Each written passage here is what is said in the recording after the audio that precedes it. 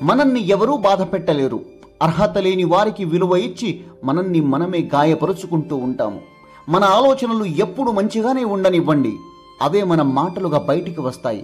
మన మాటలు మంచిగా ఉండనివ్వండి, అవే మన ప్రవర్తన తెలియజేస్తాయి.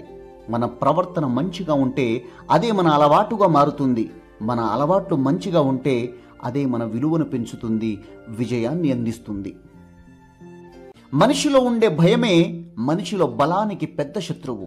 మనలో ఉండే భయం మన బలాన్ని మనకు తెలియనీయకుండా చేస్తుంది. నీకంటే లేనివాడిని చూసి ఎగతాళిగా నవ్వుకోకు, ఉన్నవాడిని చూసి కుళ్ళుతో ఏడవకు, ఎవరితోనూ ఏ విషయంలోనూ పోల్చుకోకు. కుదిరితే కావాల్సినంత సంపాదించుకో, లేకుంటే ఉన్నదానితో సంతోషంగా బ్రతకటం అలవాటు చేసుకో. గ్యారెంటీ వారంటీ లేని లైఫ్, పనికి మాలిన విషయాల గురించి బాధపడుతూ టైం వేస్ట్ చేసుకో.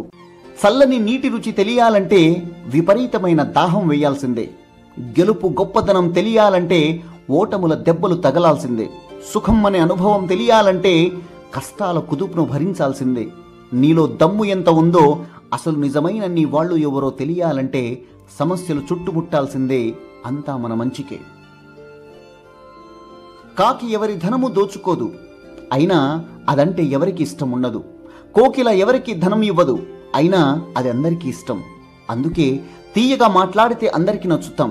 కళ్ళు మసకగా కనిపిస్తే కళ్ళను శుభ్రం చేసుకుంటే సరిపోతుంది, కానీ అందరూ తప్పుగా కనబడుతుంటే శుభ్రం చేసుకోవాల్సింది మన అంతరంగాన్ని మాత్రమే.